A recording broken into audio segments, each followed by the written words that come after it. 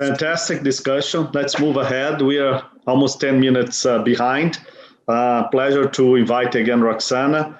Muito prazer, Roxana agora vai falar sobre um tema que ainda causa muito polêmica. Nós não temos ainda uma diretriz totalmente clara quanto qual protocolo utilizar de antiagregação, anticoagulação de um paciente que foi submetido a TAV. Os senhores sabem que o tratamento percutâneo da estenose aórtica vem ganhando um espaço gigantesco no mundo inteiro e nós precisamos estabelecer qual a melhor conduta antitrombótica. Nós temos também dois super experts, que é o Dimitri Siqueira e o Flávio Tarassuti, que depois vai fazer comentários a esse respeito. Ou melhor, perguntas. Obrigado, Rox. Go ahead. Thank you again. This time about TAVR, I wish I had all the right answers, and I'm going to tell you right off the bat that I don't have the answers. Of course, TAVR is a breakthrough technology. It's safe, it's effective. It has been really, I mean, at this point, TAVR first, and then considering a patient who is a surgical candidate these days, honestly. But there are important complications, both bleeding acutely with the large bore device, but also thromboembolic events that we've seen, stroke, all these other issues that happen. And then for durability, as time goes on, and we've all seen some levels of issues about valve mobility issues that may or may not be clinically relevant. The ischemic complications and bleeding complications after TAVR are not small. They're quite big. They're prevalent and have a very, very important impact on survival. So we've got to do whatever we can if we want to get really good. I mean, of course, you know, compared to SAVR, we're in a really, really good place, lesser invasive. The hard endpoints are really good and sometimes even better with TAVR. But if we want this procedure now to be the sort of the go-to procedure, as we do in everything else in interventional cardiology, we want to get to the best possible, what Renato called sweet spot in terms of bleeding and ischemic complications. But here we have a different issue. The timeline of bleeding and ischemic events are different. Early on, a lot of things happen. Cerebrovascular events especially are very, very early, within the first 48 hours up to 30 days. But things like bioprosthetic valve thrombosis, that's something that occurs over time with a major, major long risk. And the valve degeneration is very, very similar. Myocardial infarction is sort of a steady state and based on the patient's risk evaluation. And bleeding is very, very much acute up front. But remember, these patients are frail, old. So there's a risk that keeps on giving, especially if we are going to give them antithrombotic anticoagulants. So that big question is, what's the optimal antithrombotic therapy for these patients? We know that there's a very good majority of these patients that end up with atrial fibrillation and need an oral anticoagulant.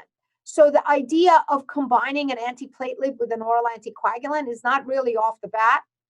Dual antiplatelet therapies, well, it's a stent-based valve, right? The valve is sewn on a stent, it's put in. And we know that DAP does well with that. And actually, in the early studies, aspirin and clopidogrel was like being given to everyone for 3 to 6 months. But now more and more, we're also evaluating the role of just a single antiplatelet, whether it's aspirin or clopidogrel alone. And all of these are now in the equation, and we just don't have full answers. The underlying hypothesis of an antiplatelet versus anticoagulant really does have to do with what you're trying to treat. Is this a valve-related factor like stent endothelialization, the artificial surface exposure, the tissue injury?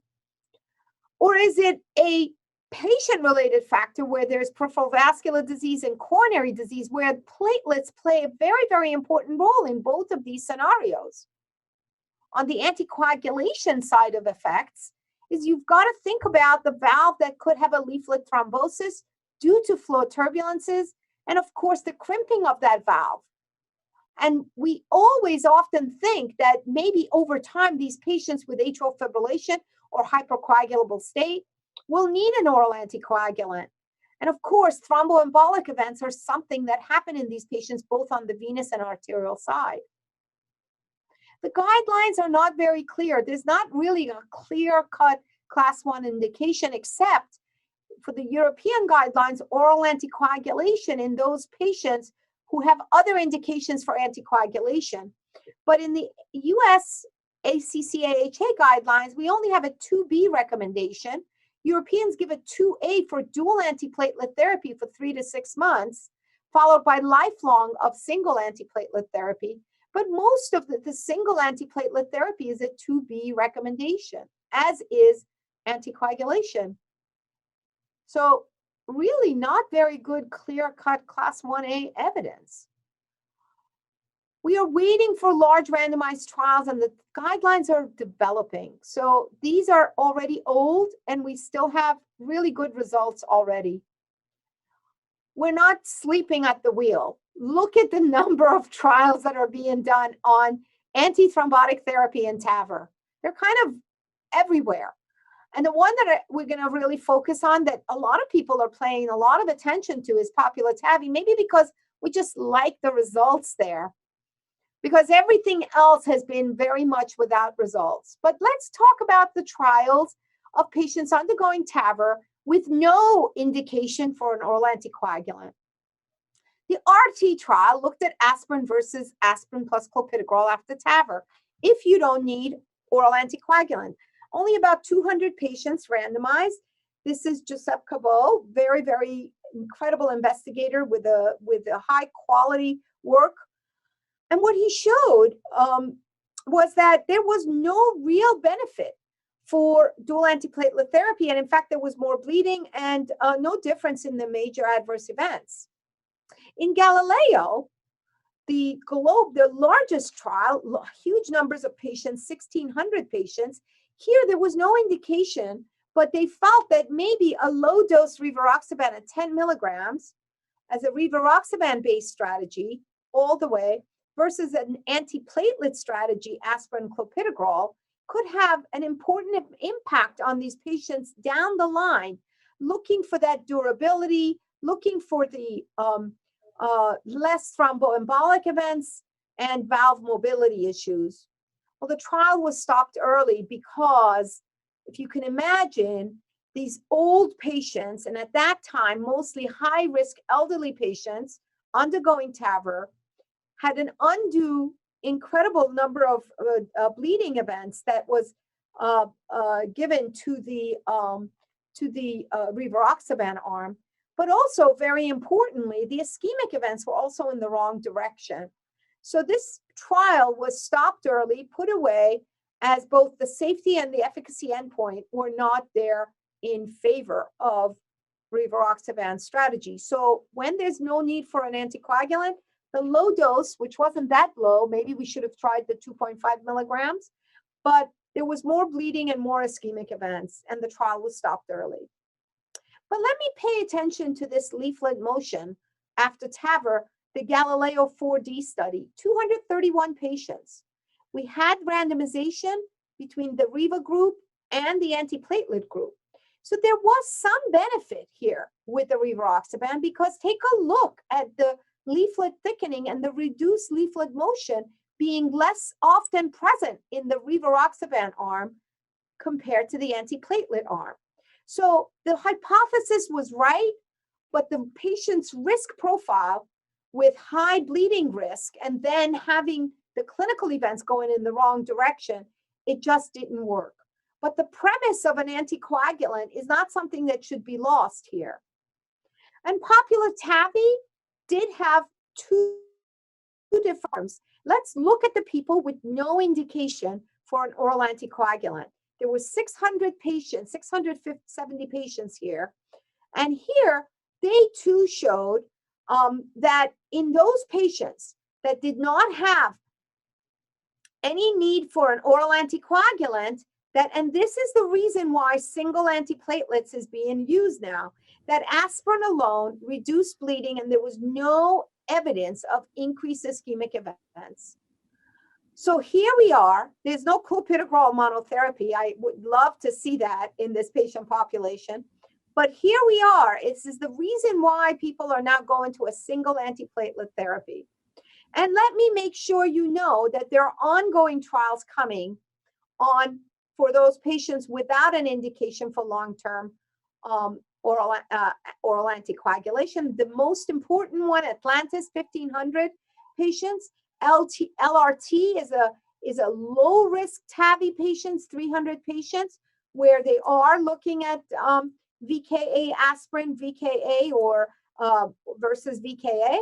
And then there's ADAPT-TAVR, where there is edoxaban versus aspirin clopidogrel, 220 patients, and they're watching that over time. So we will see more on this in those patients who are not requiring. What about the trials on the patients that require? There's an indication. Well, as I told you, POP-TAVI did have that group, about 300 patients, randomized to oral anticoagulants alone, or oral anticoagulant with it's almost like a WUST with just clopidogrel, 3 months. And here, oral anticoagulant alone, less bleeding, less ischemic events, no difference. But seriously, everything is looking like less is more here in POP-TAVI. All of them underpowered, but still really, really interesting data from this trial that both were published in the New England Journal of Medicine. But there are important ongoing trials. Atlantis does have a group of patients with need for an oral anticoagulant, apixaban versus VKA, as does Envisage, where you are looking at edoxaban versus VKA, and there's Avatar. Atlantis with 1,500 patients, Envisage 1,400 patients, should have the data out sometime this year. Avatar 170 patients, VKA versus VKA plus aspirin. I think it's also important to look at the special subsets of TAVR patients requiring antiplatelet therapy after TAVR. Remember, those patients who end up with stents or an indication in the chronic syndromes. Routine administration should be avoided for TAVR patients. I think that's definitely something we have learned. And then we have to think about less is more. The high bleeding risk patients, most of them are.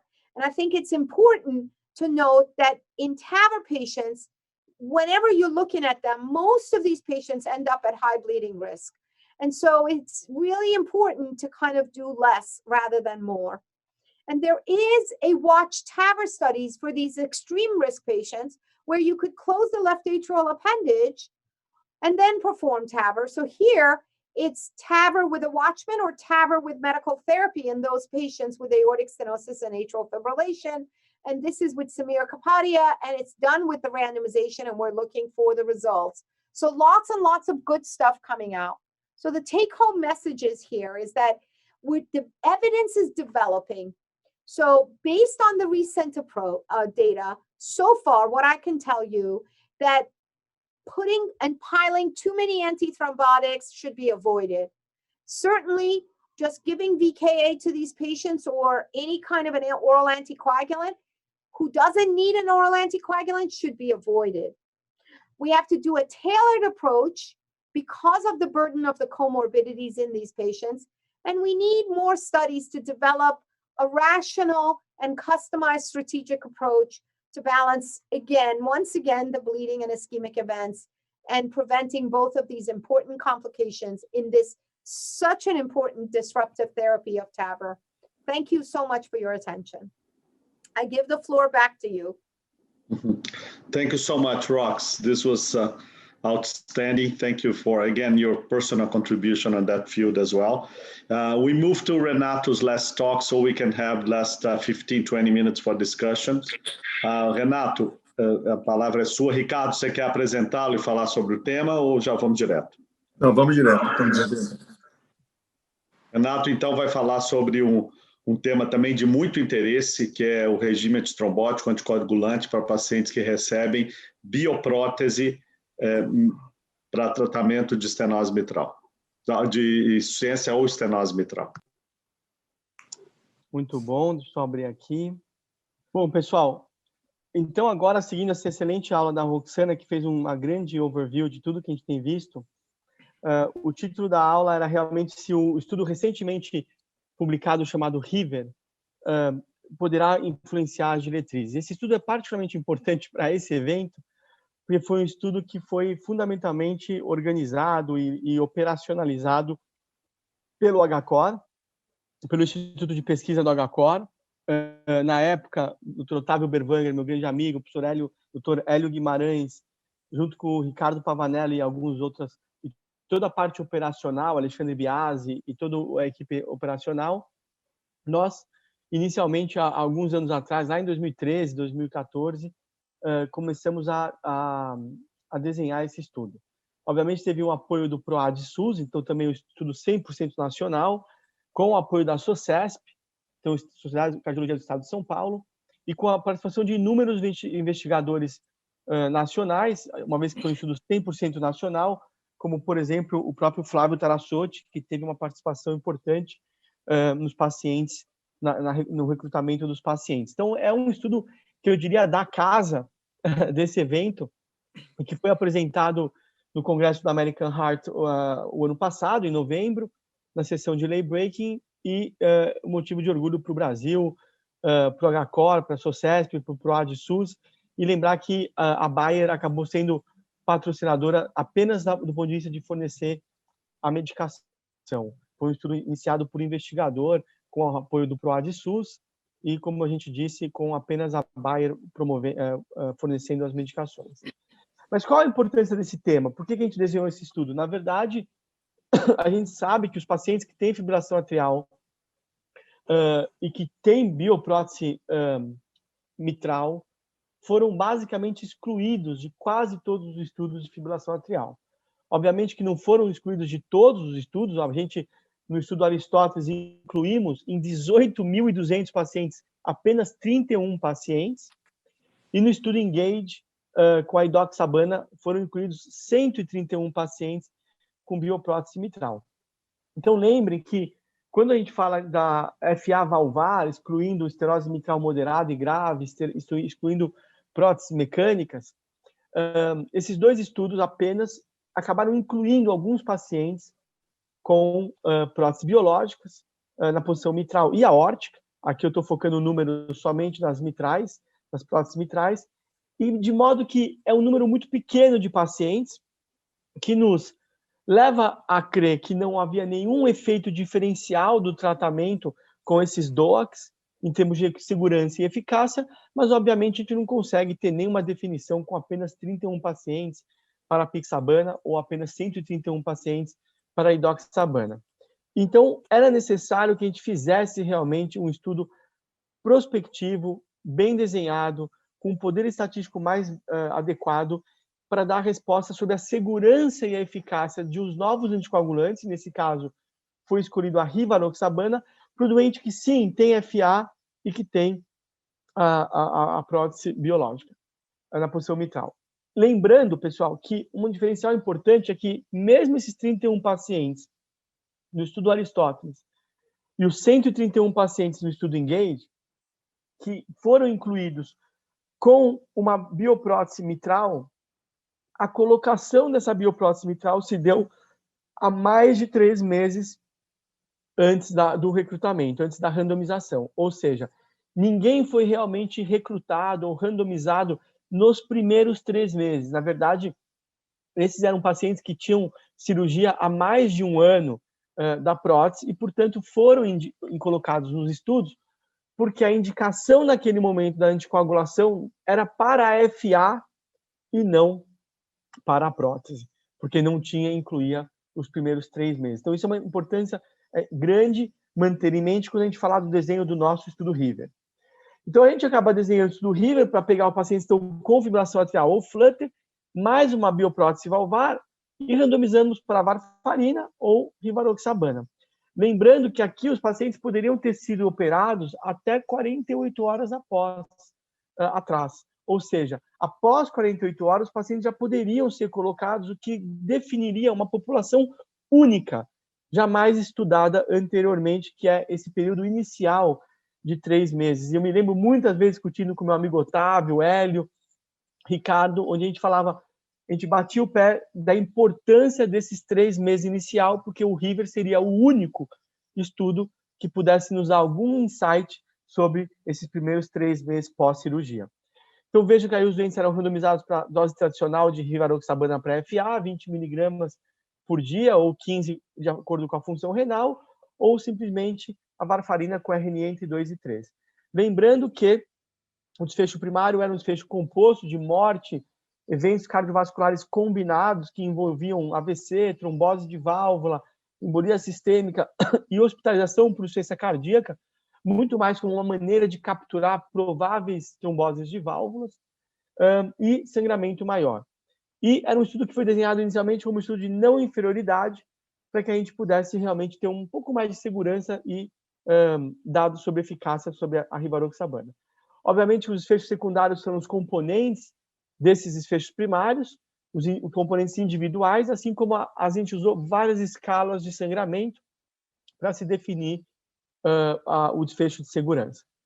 E a análise estatística foi algo muito único, bastante elogiada pela revisão do paper do New England, que deu muito trabalho para a gente conseguir publicar, mas que definiu, a gente acabou utilizando essa análise chamada Restricted Mean Survival Time, que basicamente nos dá o tempo médio livre de um desfecho num período fixo de tempo, que nesse caso foi definido como 365 dias.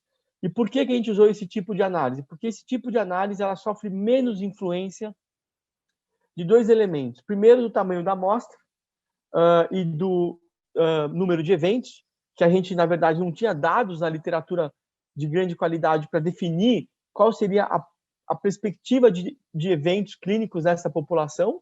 Então, essa é uma amostra que sofre menos influência, não é que ela não sofre nenhuma influência, mas ela sofre menos influência do tamanho da amostra.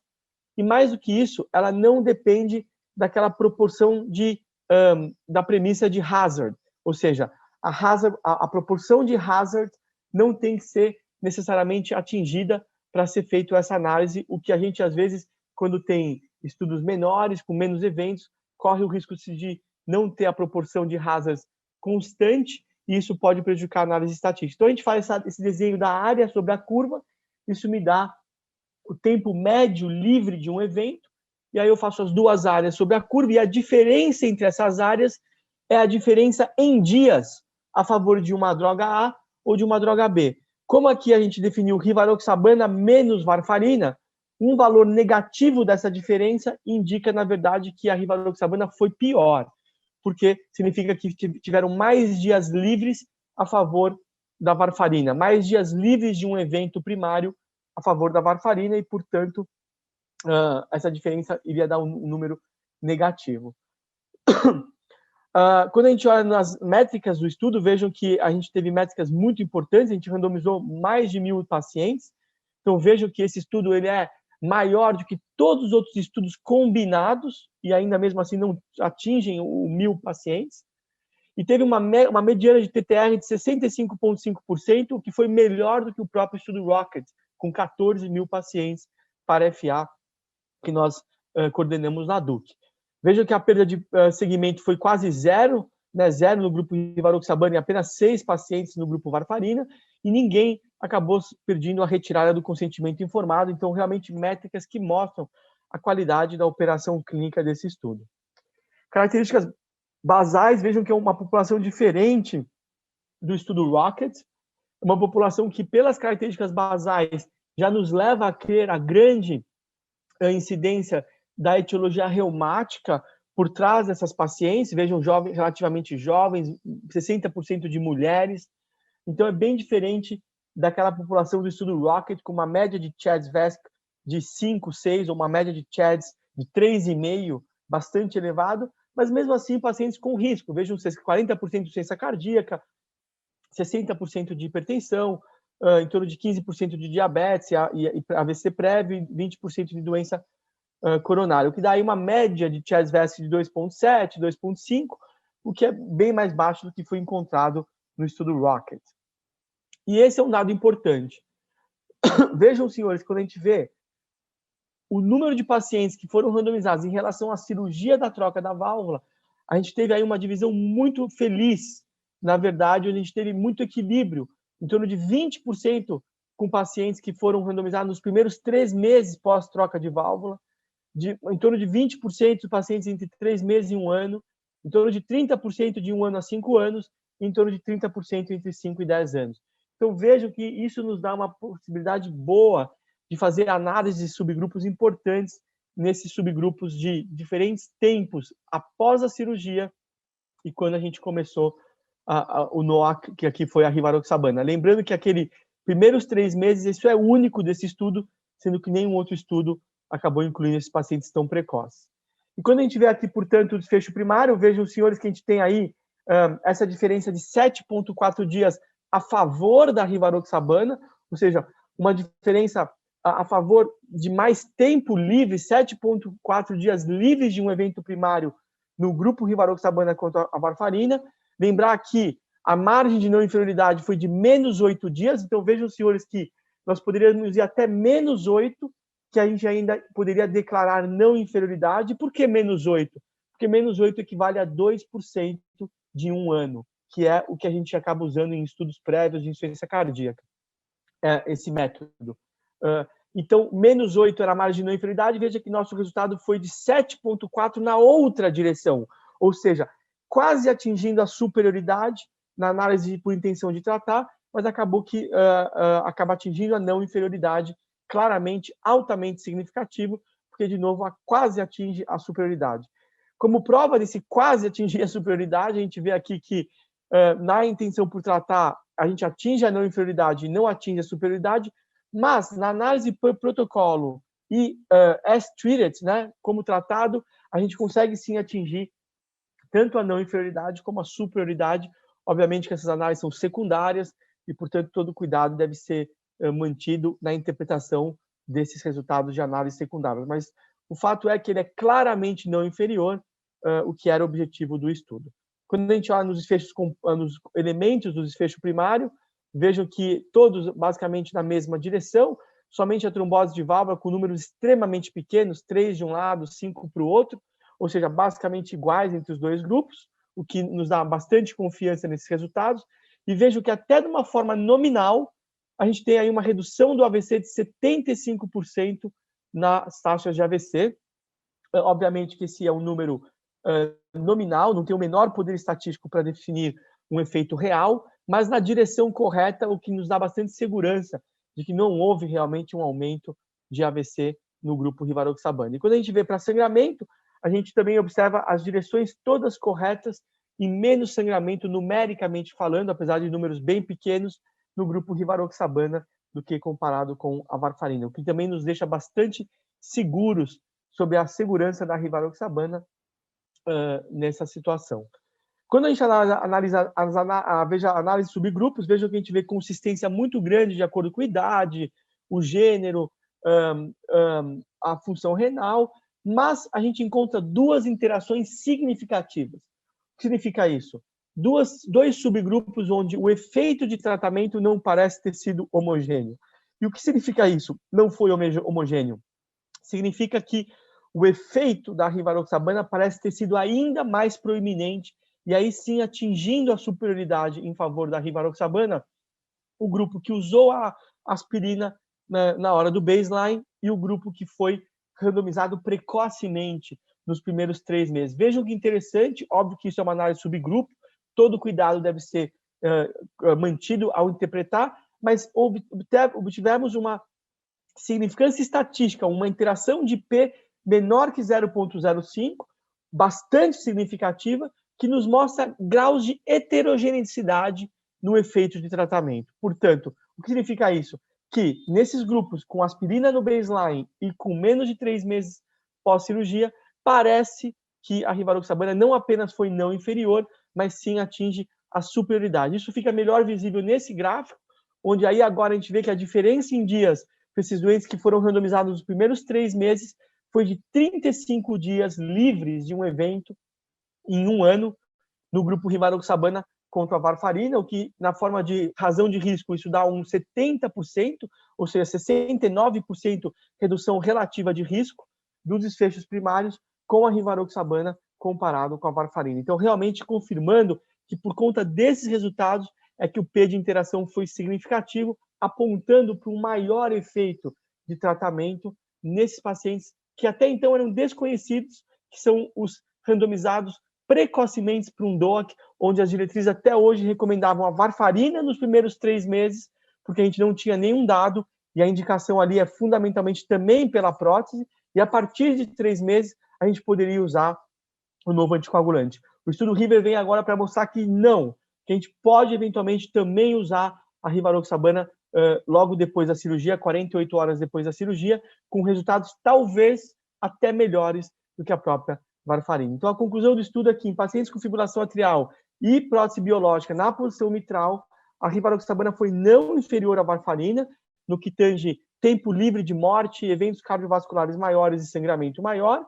E como a rivaroxabana não requer monitorização frequente, tem um efeito anticoagulante muito mais consistente e previsível, e tem muito menos influência de alimentos e outras medicações, ela apresenta realmente uma alternativa muito atrativa para esses pacientes com fibrilação atrial e prótese mitral biológica, particularmente naqueles primeiros 3 meses, onde parece que o efeito de tratamento pode ser ainda mais acentuado com o novo anticoagulante, até por conta da dificuldade que é controlar o RNI nesses primeiros 3 meses desses pacientes, e a gente que trata esses doentes sabe como é difícil controlar o RNI num pós-operatório. O estudo foi publicado no New England, como todos viram, várias pessoas aqui nessa call hoje, nesse meeting, são coautores desse paper totalmente nacional, que coloca o Brasil na vitrine do mundo, com uma resposta importante para uma pergunta clínica que era necessária e que, com certeza, mudará as diretrizes de FA e próteses biológicas que estão sendo, no momento, revisadas. Muito obrigado pela atenção. Muito bem, Renato, excelente. Nós temos mais 15 minutos, né, Ricardo? Então, vamos dar a palavra primeiro para o Flávio Tarassotti, na sequência para o Dimitri. Por favor, Flávio.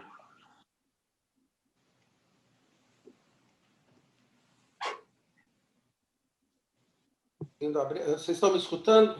Sim. Positivo. Demorou um pouquinho, mas entramos aí. Bom, eu primeiro queria agradecer a honra de participar desse meeting, né, dessa reunião. Eu quero agradecer ao HCON, em especial ao Ricardo e à Bisaide pelo convite. Quero me congratular com o doutor Renato e a doutora Roxana pela excelente apresentação, inclusive esgota praticamente aquilo que a gente vai comentar, mas dentro do conceito, dentro do geral, eu gostaria de chamar a atenção aqui nos meus comentários e algumas perguntas para os dois palestrantes, né? A primeira coisa é mostrar que a TAVI tem aumentado exponencialmente, né, a sua indicação nos últimos anos. Então, a importância realmente de saber qual é o melhor tratamento farmacológico, e entre eles o mais importante seria, sem dúvida nenhuma, a parte antitrombótica. E como a doutora Roxana bem mostrou na sua apresentação, não há dúvida nenhuma que os antiplaquetários são first line, ou seja, estão em primeira linha no tratamento da TAV nos pacientes que estão em ritmo sinusal, que não têm grandes comorbidades. Apesar que os pacientes são tratados, sem dúvida nenhuma, esse conflito todo de qual é o melhor tratamento, são os pacientes normalmente idosos, são pacientes que já têm alguma comorbidade, como disfunção renal, muitas vezes diabetes, hipertensão. Mas, devido a isso, tentar se evitar, pela apresentação, os anticoagulantes. Então, o antiplaquetário é o tratamento de escolha, o antitrombótico de escolha na pós-TAV. Um outro dado importante que tem sido discutido, e ela bem mostrou nos meus comentários rápidos, seria essa dualidade em relação às diretrizes. Vejam, a diretriz americana, europeia, se discute bastante o uso do antiplaquetário, realmente, uso de aspirina e clopidogrel no pós-tratamento. Há uma tendência na europeia de manter de 3 a 6 meses e americana acima de 6 meses.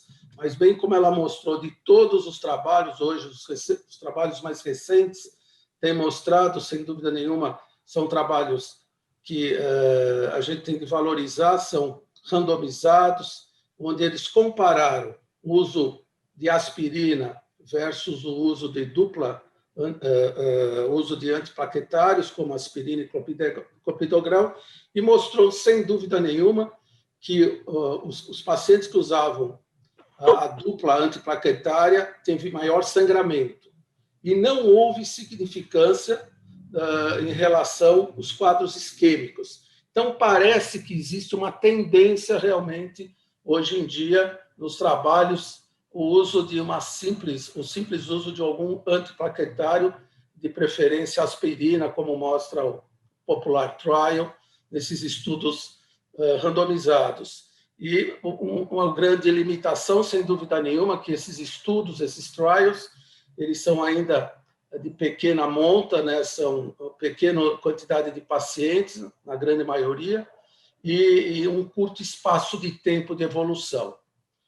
Por outro lado, um dado que também foi chamado a atenção pela doutora Roxana são aquelas tromboses subclínicas, que eu acho importante, a formação de trombo, alterações hipoatenuantes nos folhetos, mostrando realmente a importância, apesar que, graças a Deus, ela é uma percentagem pequena, mas ela acontece nesse perfil de doente. E aí entra uma pergunta que eu gostaria de fazer para a doutora Roxana. Nos pacientes com Hautes, pacientes com trombose subclínica, eu queria saber qual que é a estratégia diagnóstica da doutora Roxana na prática do dia a dia, e se há diferença realmente nos pacientes que têm essa trombose subclínica dos pacientes sintomáticos e não sintomáticos. Então, a estratégia diagnóstica e qual a estratégia farmacológica para esse perfil de doentes. Depois eu gostaria So when we see an increased gradient over time, we are thinking about a subclinical thrombosis and decreased mobility. When the patient is not symptomatic, it's hard to say, well, what should we do? But obviously, sometimes we do some exercise on these patients and actually see that even though they say they're not symptomatic, they actually are. They're not able to exercise, or the gradient increases with exercise, etc. And in those cases, we have done trials of oral anticoagulants, mostly with warfarin, actually, not with a NOAC, but mostly with a warfarin. Sometimes there have been some people who have put patients on apixaban, but with no real data or evidence. As you know, in the main New England Journal article that Raj Makkar showed, he did show some resolution, and there's been some resolution of use of anticoagulants when you do see valve thickening or increased gradient. I think what we don't know is that if you leave it alone and they're still subclinical, does this turn into some scarring and then increase, change in gradient and a recurrence of aortic stenosis or the valve failure? And that's really sort of the issue. So I just don't think we have enough data to tell you definitively this is what we do, and we are proud of it. I think this is what we do, but we don't know if we're doing the right thing. So that's sort of my long answer to your very, very good short question. Obrigado, doutora Roxana. Só mais um dado. A sua estratégia para o diagnóstico, ecotomografia, que é a tomografia com muito detector, qual que é a estratégia nesse perfil de pacientes com trombose subclínica? How do we do it? I mean, certainly we don't have like a magic wand. I mean, it's like kind of like we have what we do is we do 6-month echoes on pretty much everyone post TAVR. We just do that. We have a valve clinic. We follow everybody. We put it in, and also 1 yearly echoes on these patients. And when we see, that's when we pick up if there is any change. When we see that, if we think the gradient has gone up, we might do a 4D CT, but not in everyone. It's really a selected number of patients where we would go a little bit further. And then in those cases, if they're symptomatic, then for sure we give them some anticoagulants. Perfeito.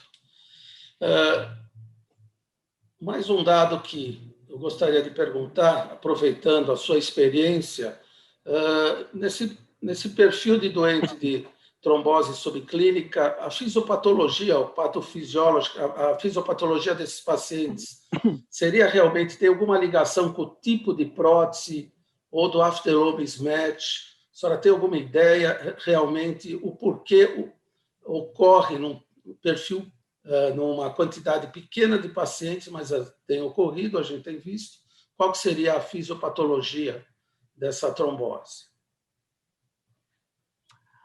Well, sometimes I think, it's just like we don't really know. I mean, it could be that there's valve material behind the stent with the new valve. The old valve is crushed behind it.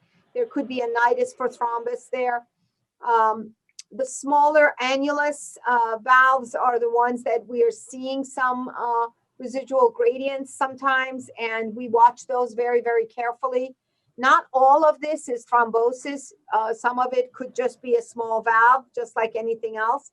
So I don't think we have, we don't have, there are some pathobiological autopsy specimens of some of these patients where there was frank clot on the valve. Not always seen, even by the echo parameters. But obviously that mechanism is a mixed one, and it's not completely clear cut and singular so that you would just go after one thing. Once again, it's a dilemma. Obrigado. E eu gostaria agora para o Dr. Renato, primeiro, eu quero agradecer pelo que você tem ensinado para a gente, sem dúvida nenhuma, nas suas publicações, como na cardiologia geral e em especial na nossa área de valvopatia. Eu agradeço e realmente é uma honra poder discutir com você aqui sobre esse tema.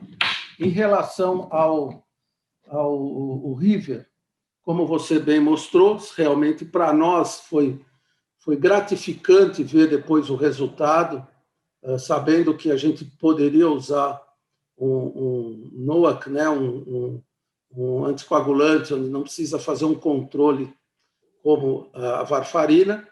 Mas eu queria perguntar para você se a gente já pode pensar, como você falou, a mudança do guideline em colocar o perfil desses doentes, ou seja, a bioprótese mitral com fibrilação atrial em classe 2A. A gente que acaba coordenando as diretrizes, a gente poderia já pensar em relação a isso. E outra coisa, você falou em análise de subgrupo, mostrando realmente, ali eu vi nos gráficos, a idade realmente maior ou menor que 65 anos mostrou que o rivaroxabana foi melhor.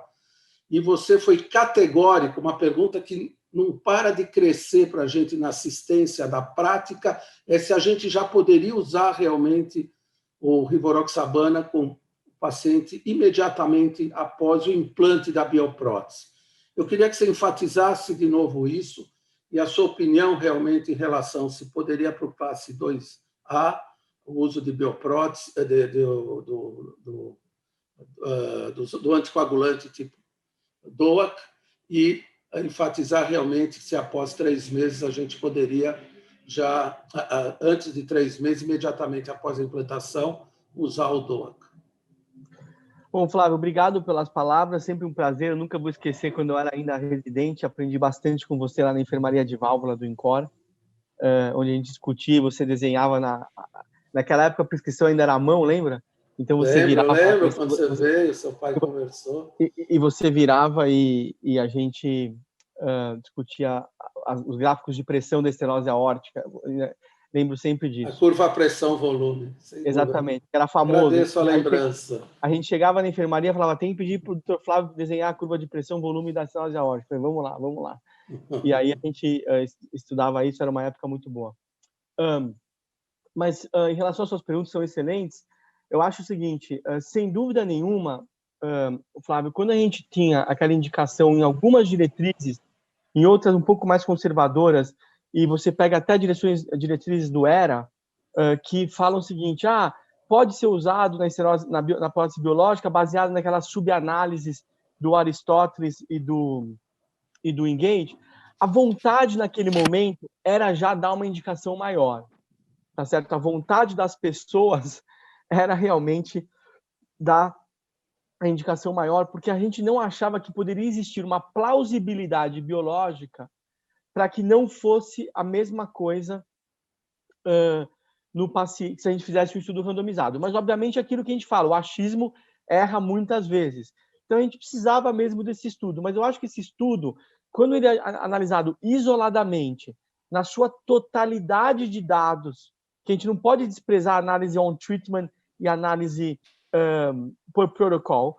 Então, quando a gente vê a totalidade de dados e a direção nos primeiros 3 meses, Flávio, eu acho que a gente tem, sim, sem dúvida nenhuma, hoje dados para transformar numa recomendação mais forte, mais formal, que favoreça essa droga. E eu acredito que com os resultados desses estudos, a despeito de todos os cuidados que nós temos que ter, mas até pensando na inclusão desses primeiros 3 meses como parte do estudo como um todo, eu acho que hoje a gente isso já nos autoriza a sim usar o anticoagulante após 48 horas da cirurgia, desde que o doente, obviamente, não tenha nenhum sangramento ativo, já esteja estável, etc.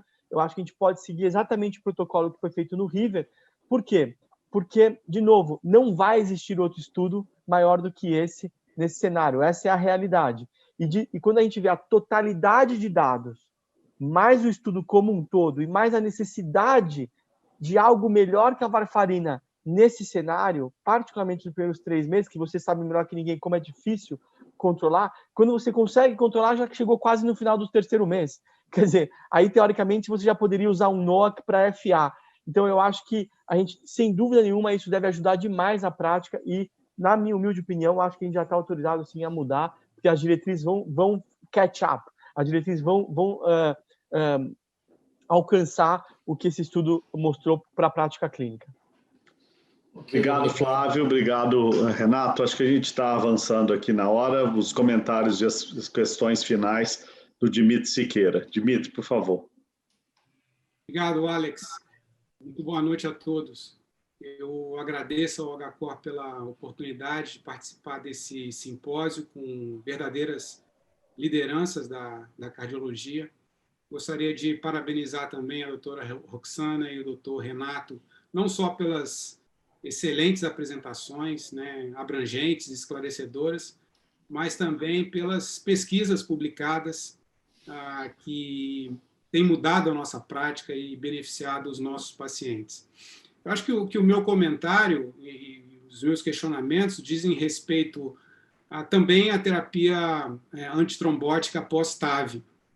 Como a doutora Roxana demonstrou, eu acho que a monoterapia com aspirina parece ser, né, a estratégia mais indicada nos pacientes idosos, nos pacientes com comorbidades, nos pacientes frágeis, porque nós, cardiologistas, podemos reduzir, né, os eventos hemorrágicos, né, de forma efetiva, mas, de outra forma, a gente sabe que, hoje em dia, as indicações de TAV têm avançado muito, né, e nós estamos autorizados hoje a tratar pacientes mais jovens, de menor risco, e, consequentemente, com menor risco de sangramento também.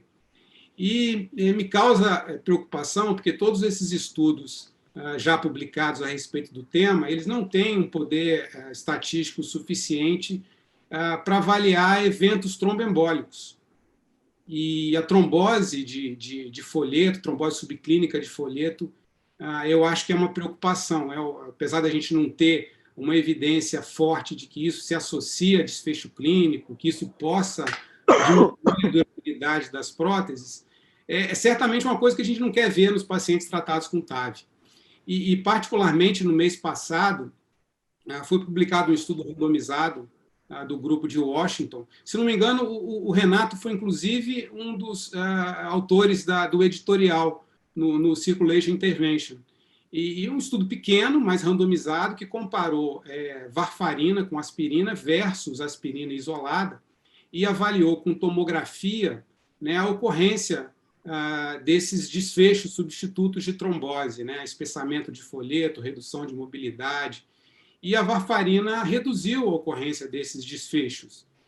A minha pergunta para o Renato, para a doutora Roxana, é se, ao tratarmos pacientes mais jovens, por exemplo, com válvula bicúspide, que tem o maior risco de evento tromboembólico, se nós não devemos buscar ativamente, né, com angiotomografia, a ocorrência dessa diminuição de mobilidade, trombose, e talvez assim mudar, né, o tratamento antitrombótico que esses pacientes venham recebendo.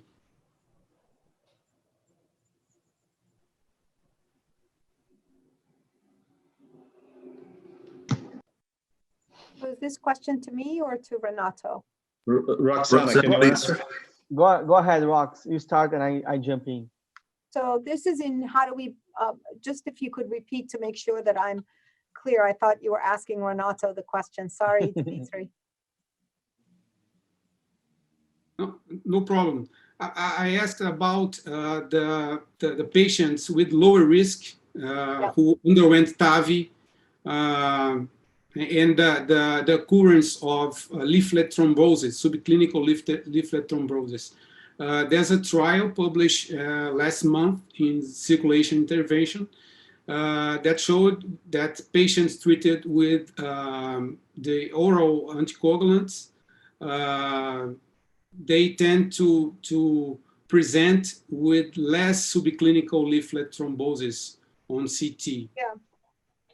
So, I'm not surprised. I'm not surprised, but we saw that also. You saw the Galileo 4D CT sub-study showing that it works, but in the large population, we don't know what dose, we don't know in whom.